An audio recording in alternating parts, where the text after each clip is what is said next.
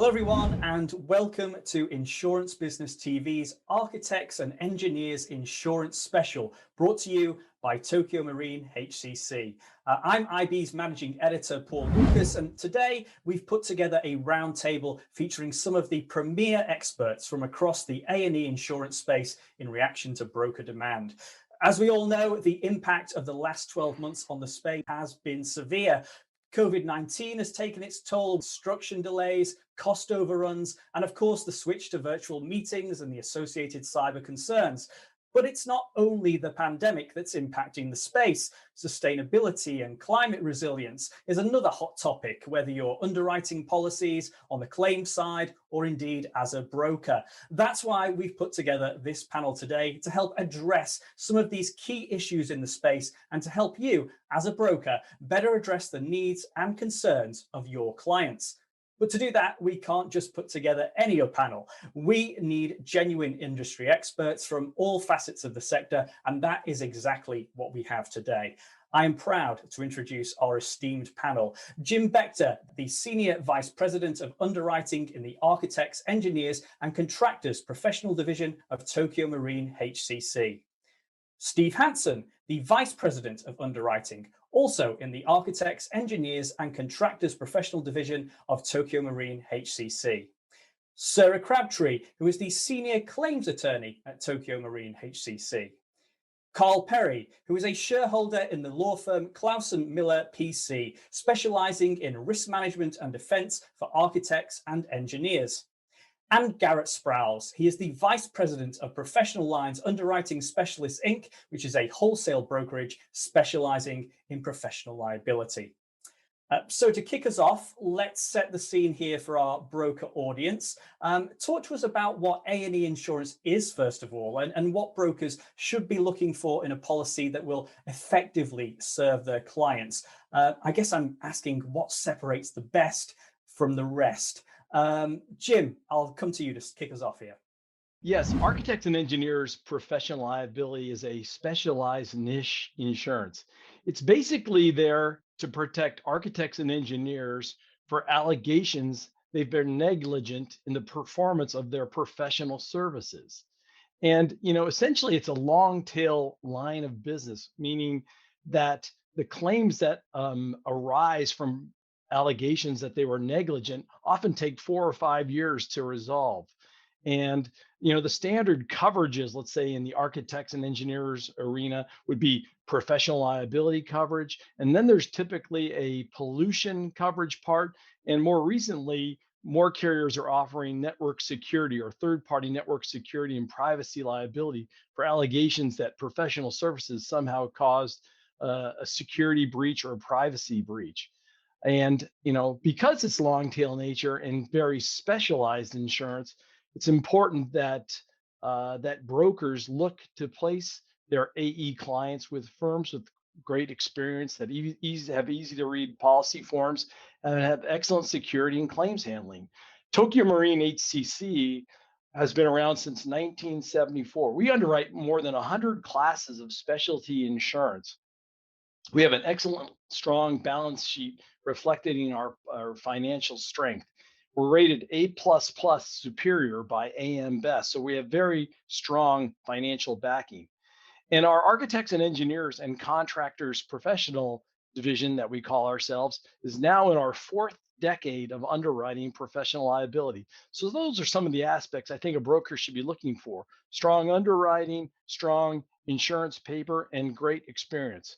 And one of the benefits of our program, I think, is that we have a broad appetite. We can write architects, engineers, including civil, electrical, mechanical, fire protection, forensic, soils or geotechnical engineers, HVAC, heating, ventilation, air conditioning designers, mechanical engineers, and structural engineers. So we cast a wide net. Also construction managers, project managers, interior designers, landscape architects, land surveyors, testing labs, inspection firms, and materials testing firms. So we want to provide brokers, as do other markets, a broad appetite from which they can bring their professional clients. Other similar coverages to architects and engineers professional liability that we underwrite are contractors professional liability, often for firms involved in design build and providing professional services in addition to construction services, and more recently scientists professional liability, who are they too, like engineers and architects, are rendering professional opinions and scientifically based opinions that others rely upon. So for us at Tokio Marine HCC, we have a key financial background. We're very strong financially. We have excellent claims handling done by attorneys on our claims staff. And another key aspect that my colleague will be talking about here in a minute is our strong, responsive, and experienced underwriting. Thank you. Steve, Jim mentioned it, the strong underwriting. That's really key, isn't it? We pride ourselves on our longevity in the A&E marketplace. I've been with the company over 23 years, and before joining the insurance industry, I worked as an engineer for an environmental and geotechnical engineering firm. I feel it is important for our brokers to work with carriers that have experienced underwriters that understand what architects and engineers do. In addition to knowledgeable underwriting, it is important to work with carriers with a comprehensive policy form. Some of the key things to look for in an A&E policy form are insuring agreements for professional liability, pollution liability, and network security and privacy liability, a broad definition of professional services, paying close attention to the exclusions when comparing policy forms is important. For example, making sure the policy does not have any cost overrun or delay exclusions, or any exclusions with regard to certain services, such as structural engineering or geotechnical engineering, or exclude any particular project type, such as condominium projects. A form that includes waiver of subrogation language is important, as we are seeing more contracts requiring this wording. The ability to purchase an optional extended reporting period in the event the firm is sold or the principal retires. And finally, the availability of project or client-specific excess endorsements when insureds need a higher limit for a particular project or client. And Sarah, I guess given your background, you're going to focus on the importance of claims handling here. I wanted to take the time to give you a little insight into the claims handling experience an insured can expect at the A&E Liability Group at Tokio Marine HCC. All of the adjusters in the A&E group at Tokio Marine HCC are experienced attorneys, and we all work in-house for Tokio Marine. We have all been with Tokio Marine at this point for several years, and we have extensive litigation backgrounds. It's a specialized department, and we focus solely and largely on A&E claims specifically. So we're well equipped based on our litigation backgrounds to assist the insureds with any claims that might arise. Now, when a claim is tendered to us, initially we will assign defense counsel locally to assist the insured, wherever the insured may be located. And then as the adjuster, we work together with the insured and the local defense counsel in what is referred to as a tripartite relationship. So that's a relationship between the insured, Tokio Marine HCC, and the defense counsel we've appointed.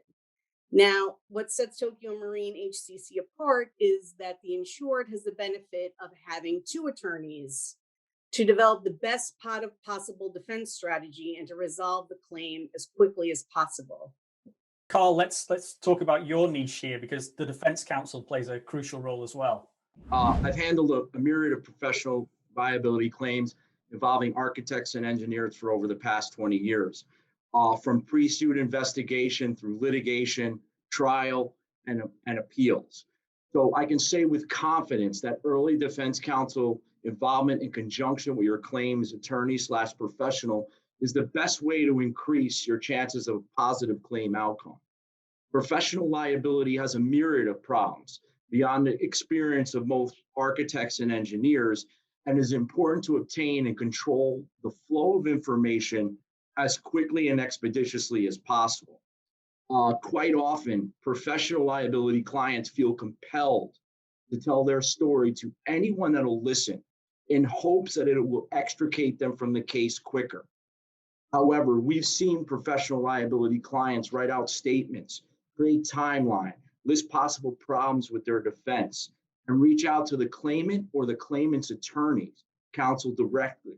All misguided belief that their side of the story, properly told, will get them an early dismissal. In reality, pre-suit voluntary dismissals are rarely occurred in the professional liability architects and engineer world. So we want to control these communications. We want to take advantage of what's known as attorney-client privilege and in keeping them private in nature and not being able to see by anyone else in either pre-claim or after the case arises to a claim. Another issue, and it's best for us to keep that away, is in my over 20 years of experience, I've never had a claimant professional in architects and engineer believe they've done something wrong. So it's our job to make sure that they are fully versed in the litigation process from a potential claim through its resolution. Garrett, we've heard about so many different parts of the equation here, but the broker is vital too. And that's right. We're kind of in the middle of all of this, where we are in an odd spot. We represent both the agent and the carrier. So we are gathering information. We're advocating for either side, depending on the situation.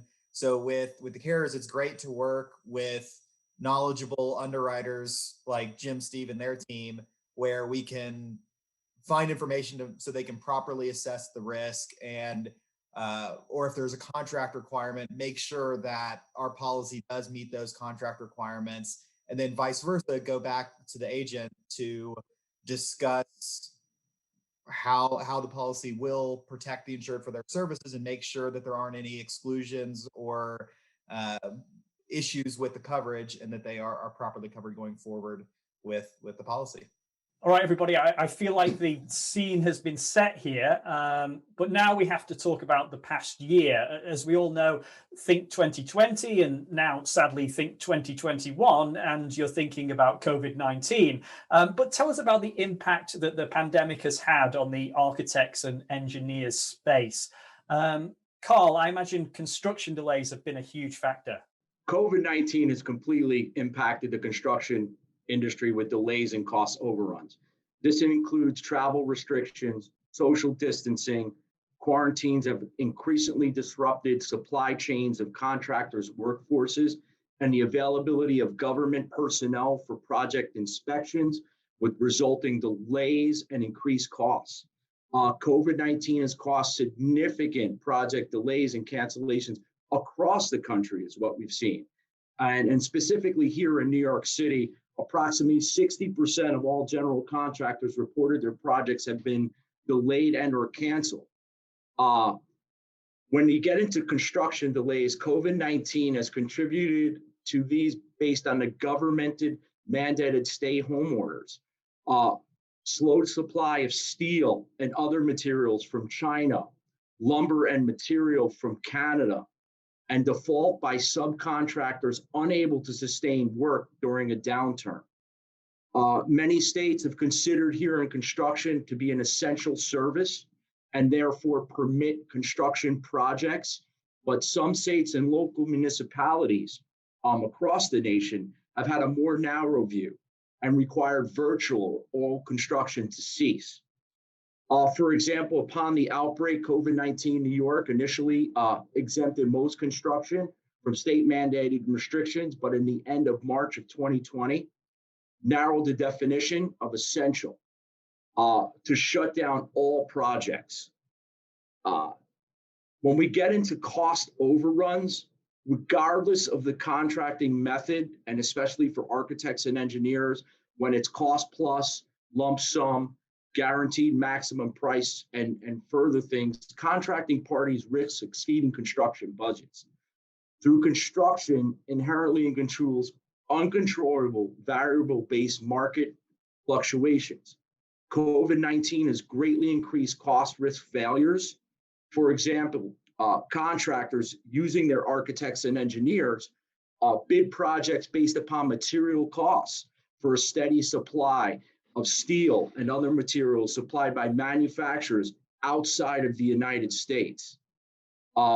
Depending on the terms of the party's contract, which is really extremely important for architects and engineers, the risk of valuations and fluctuation in prices may shift the burden to the other party. These unpredictable prices may cause a project to completely fail, resulting in lawsuits arising from that failure. Steve, if I can come to you, because there's been a big impact here on risk management as well. Management for A&E firms is always important, but COVID has given firms a reason to revisit their contracts and risk management practices. We have our contract risk management guide that we provide to all insureds. The contract guide focuses on 5 main areas: standard of care, having a detailed scope of work outlining what services are included and what services are not included, avoiding warranties and guarantees, third-party relationships, and finally, indemnification language. The pandemic has caused A&E firms to see if their contracts include a force majeure clause or a waiver of consequential damages clause. A force majeure clause is meant to address what happens when an unforeseeable event occurs that is beyond the control of both parties. Such unforeseeable events can include acts of terrorism, war, fire, earthquake, storms, to name a few, but should also include pandemics. We typically recommend that A&E firms use contracts with a waiver of consequential damages clause. Consequential damages can include loss of use, lost profits, and loss of income. And having a waiver of consequential damages clause could help limit the liability associated with any unexpected delays due to a pandemic. As underwriters, we are looking for A&E firms to use written contracts with good risk management practices and try to avoid signing onerous client contracts or using no contract at all. And Sarah, of course, when we're talking about the COVID-19 pandemic, one thing that we're all familiar with is virtual meetings, but they come with risks of their own.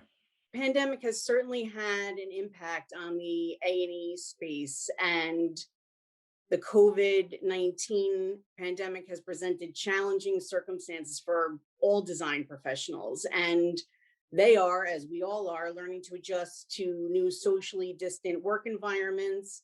And many people have moved to virtual platforms to perform their everyday work functions like Zoom, WebEx, Teams. But from an adjuster standpoint, I think something that's worth mentioning and that the A&E design professionals should be aware of is whether these meetings over these platforms should or shouldn't be recorded. It might seem very easy to just hit the record button when you're starting a Zoom meeting or any virtual meeting, but I would caution against it and keep in mind that if you record a meeting about a specific project and a claim arises in connection with that project, that recorded meeting may be discoverable. So it's something to keep in mind, and the risks should be weighed very carefully before recording any meeting. And I would say that if, as a design professional, you did not record a meeting, whether in camera or on paper before the pandemic, I wouldn't start now. Garrett, of course, when we're talking about this switch to virtual life, we have to be talking about the cyber risks as well. Piggyback off of what Sarah was just talking about, with the increased exposure to virtual meetings, platforms, and working remotely, that adds more technology to the process than there has before, which gives more opportunities for bad actors to hack systems, have ransomware attacks, and we've seen very significant increases in cyber claims. So architects and engineers, like all other industries, really need to focus on making sure they have cyber coverage and are secured for those claims, as this pandemic and remote atmosphere has really spiked claims on that front. Amazing how much everything has changed. Jim, looking at where we go from here, and with the vaccine rollout in particular leading to hopes of a return to normal, what do you think will be the long-term changes that will impact the industry? Everyone is excited to get the world back to normal, in all the states in the United States. So these will be exciting times with the vaccine rollout being successful. Architects and engineers and contractors, they're adaptable. And this is going to be a critical time for adapting to the new world. For example, an architect might have to deal with folks coming back to the office. And do they have an open office concept versus the old days of offices and cubicles? And what changes do they have to make? There's undoubtedly going to be some office conversions for every person thinking about, or every officer thinking about how they're going to set up their people in the office. More people are working from home, which has been fairly successful. But that's going to create opportunities for people to develop smart offices, for electrical engineers, for computer science majors, for people that specialize in Wi-Fi and teleconferencing. These are great opportunities to allow people to communicate remotely. They will be coming back to the office, but they may not come back to the office in the numbers and the frequency they did before. And public spaces, architects and engineers are always thinking about how are people going to interact in the public spaces. Think about, recently how restaurant owners are adapting from not being able to dine indoors to having to all of a sudden create patio dining. So that's opportunities for people to essentially redesign their restaurant to separate the tables appropriately, and even to get the city planners involved in approving allowing them to expand out, let's say, into the street. But city planners will certainly have to adapt to how the public in the city, lifestyle is changing. Mechanical engineers, they're thinking about proper HVAC design. What filters do they need to help suppress any kind of a virus transmission? Even an elevator consultant may have to think about how many people can I really put in an elevator, or do I need more elevators, or are there different ways to move people up and down in a building?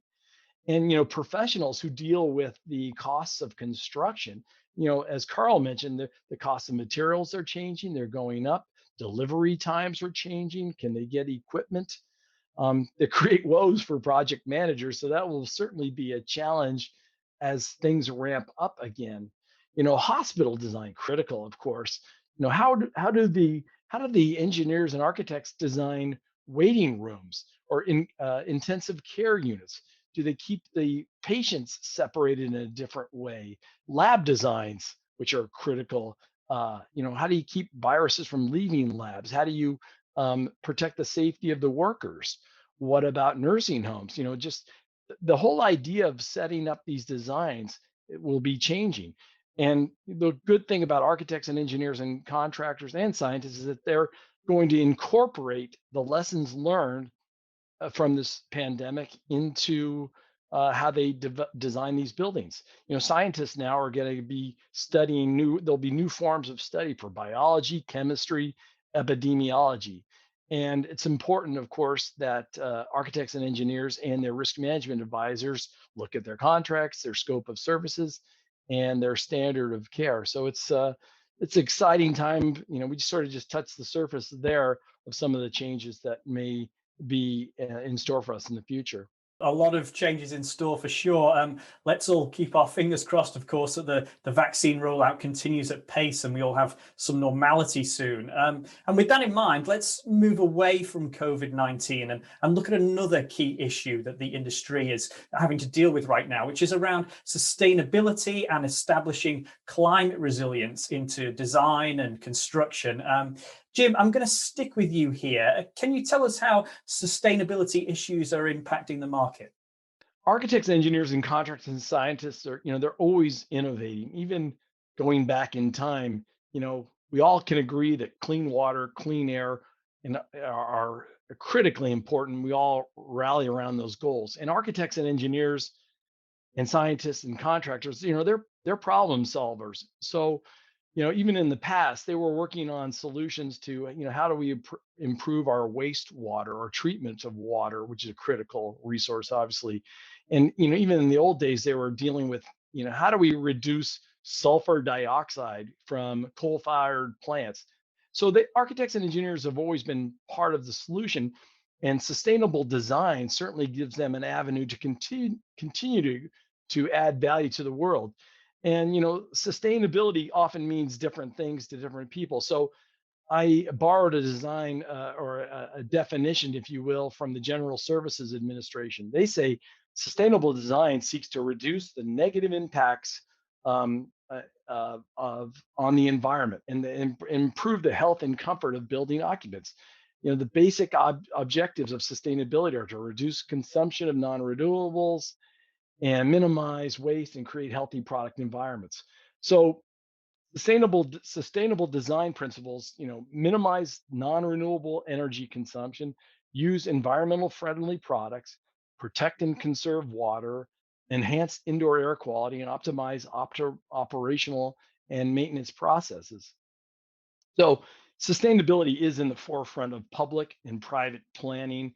It's got government, public, and political and media support behind it. So it's a great opportunity. So opportunities for A&E firms, you know, building owners and developers, both in the public and private sector, you know, for example, are looking at lead buildings, you know, the leadership in energy and environmental design. So they're trying to create buildings with LEED status that will reduce the impact on the environment, you know, using low energy lighting, improving insulation so there's not energy loss. You know, the whole process of having a greener building with less adverse impact on the environment. And you know, this is important then for building owners to try to achieve that kind of status. Engineers are constantly working on improving the efficiency of renewable energy usage, such as solar and wind. And the growth of solar and wind is certainly supplementing what is now the dominant nuclear and fossil fuel industry.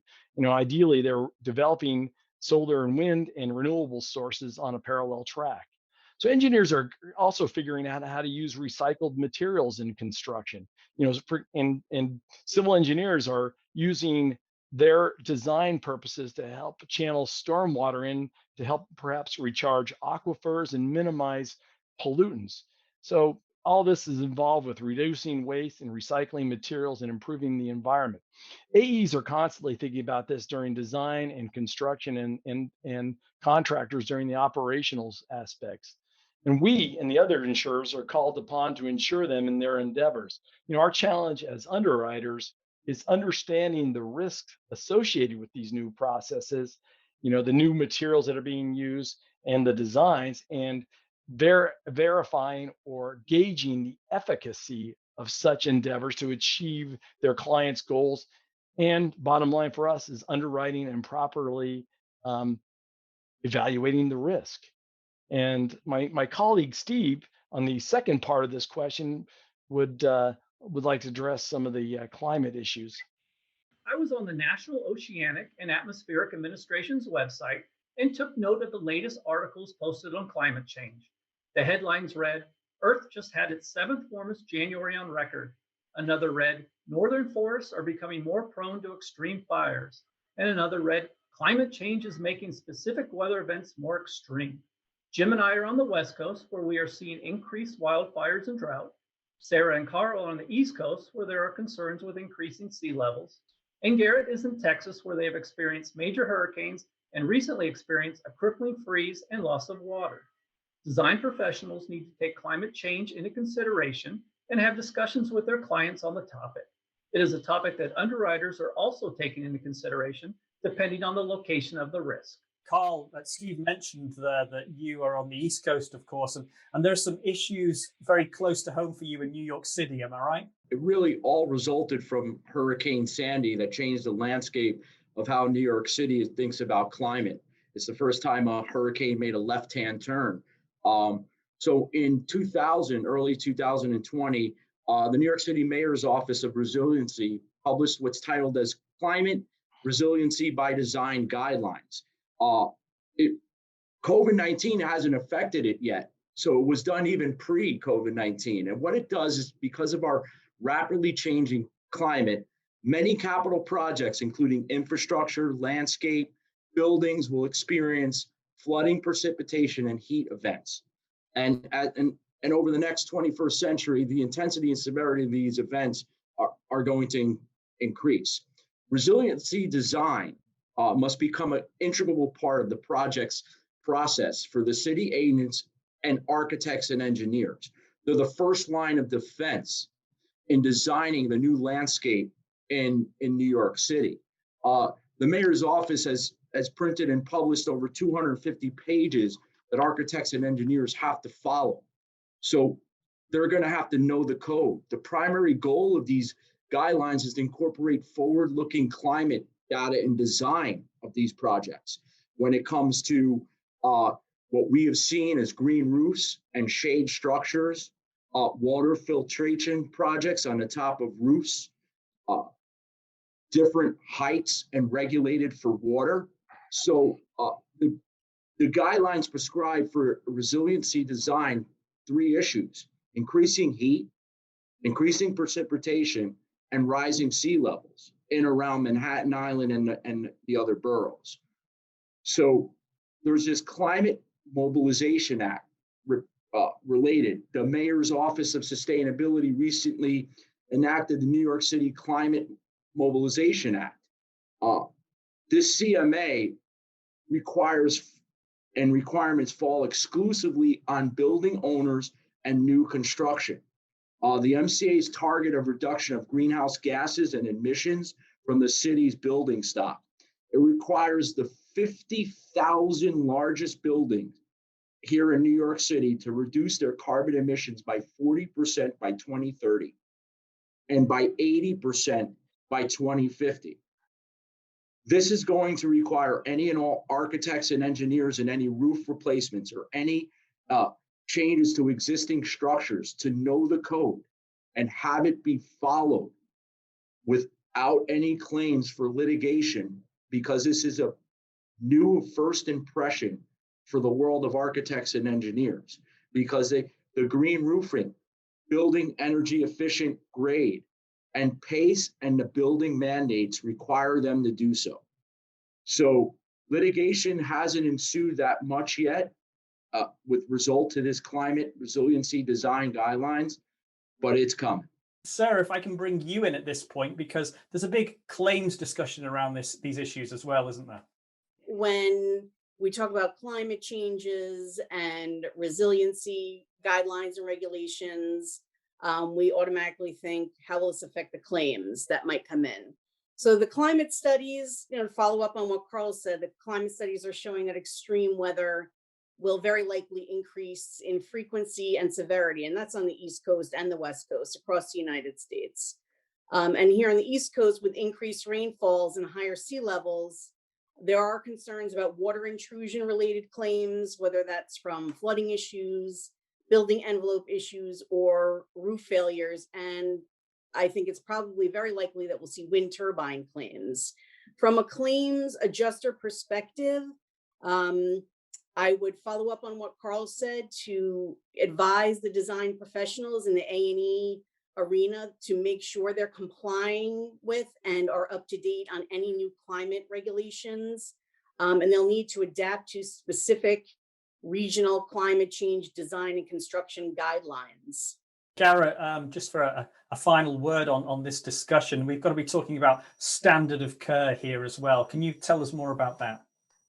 Happy to talk about standard of care a little bit. So this goes completely hand in hand with everything Carl and Sarah were just talking about, that in the claims process, the decision of where liability rests is not purely a matter of did the construction fail or succeed. It's was the appropriate standard of care used in that process. So the way this fits with sustainability and all these new efforts is all these new codes and all these new guidelines for what construction is supposed to do to maintain sustainability and have greener energy, that's going to change what the standard of care is for architects and engineers on all their projects. So it's a huge burden for architects and engineers to understand the shifting standard of care, and then vice versa for the insurance world and the claims handlers to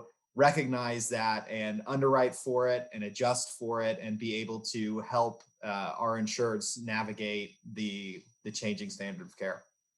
And everybody, I think this has been a fantastic discussion, really insightful, but we are running a little bit short of time. So I want to ask you, If you were to leave our broker audience with just one tip, one thing that they need to be on top of in the A&E space right now, what would it be? So who can I rely on to kick us off here? I'm going to go to you, Jim. Combined advice is I would tell my architects and engineers, the brokers in the audience, to tell their architects and engineers and professional clients, have a thorough scope of services in their contract of hire, detailed scope of services, take on projects that you know, not projects that you have no experience with, and make sure your architects and engineers subs or your contractors subcontractors carry adequate insurance, and document the file, document what happens on the project. That makes a lot of sense. Steve, a tip from you. If I had one tip, I would recommend that brokers that focus on A&E risks start preparing their insurance for possible increases in premiums so that they can manage their clients' expectations. For many years, professional liability rates on A&E firms have been declining. IBA recently ran an article that mentioned a survey of A&E carriers that found 73% of insurers had introduced a rate increase. The A&E insurance industry is seeing an increase in claim severity. Brokers should make sure their A&E submissions provide the underwriter with a good understanding of the A&E firm. As an underwriter, I like to see a completed application, a current project list, information outlining risk management in their contracts, employee education, and finally, client selection. And if there are claims, provide details on the claims and lessons learned.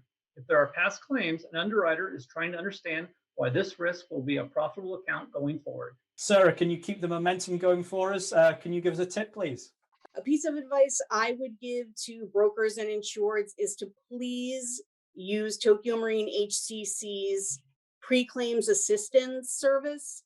The information is available on our website at tmhcc.com. They have attorneys available to provide risk management counseling and pre-claim assistance to insureds should they need it.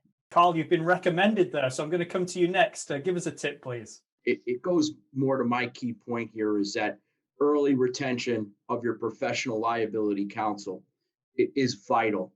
And it really starts even if you believe that there is a potential claim.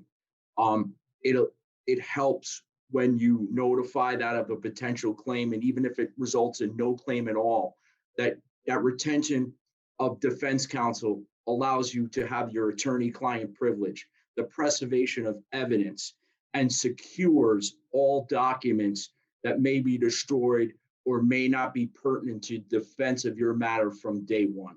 So I believe that any architects and engineers, if they truly believe that they have a problem, should notify and place their policy on notice. 4 for 4 for great tips. Garrett, no pressure, but the last tip is all yours. And really, I'll take something that Steve was talking about and sort of look at it from a little bit different angle, that with the changes that we all see coming in the marketplace, that doesn't purely impact pricing and, for difficult classes, but also we could see coverage changes as well. And as carriers look at their books and understand, okay, here's where the sources of difficult claims are, they may alter coverage around that. So for brokers, it's incredibly important to work with stable carriers who are transparent, like Tokio Marine HCC, who will tell us what's coming and talk through those issues, and then to be able to discuss those matters with our agents and the insureds to make sure that they are still properly covered going forward, even in a changing market. Yes, that's a great way to wrap things up.